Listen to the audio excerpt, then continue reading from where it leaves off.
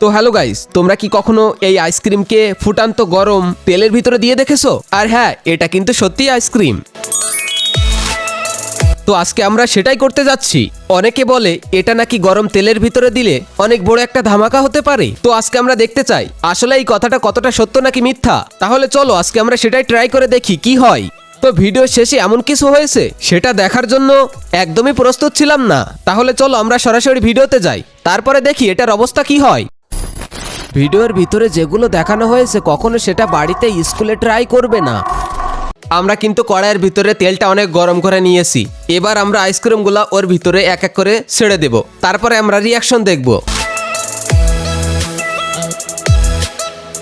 এবার দেখো আইসক্রিমের অবস্থাটা কি হয়ে গেছে।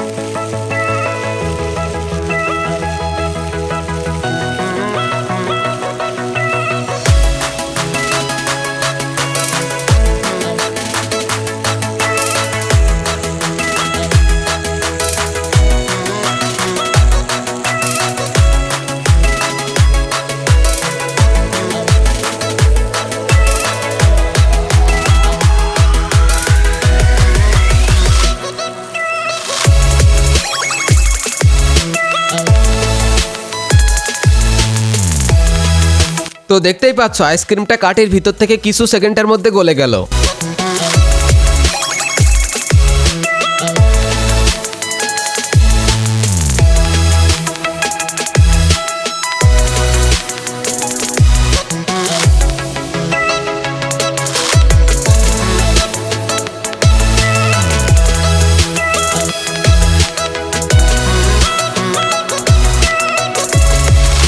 আজকের ভিডিওটা তোমার কাছে কেমন লেগেছে? যদি ভালো লাগে তাহলে এখন একটা লাইক করে দাও। আর তুমি যদি আমার চ্যানেলে নতুন হয়ে থাকো তাহলে এখনই সাবস্ক্রাইব করে ফেলো। এমন মাথা নষ্ট এক্সপেরিমেন্টের ভিডিও আমাদের চ্যানেলে আপলোড করে থাকি।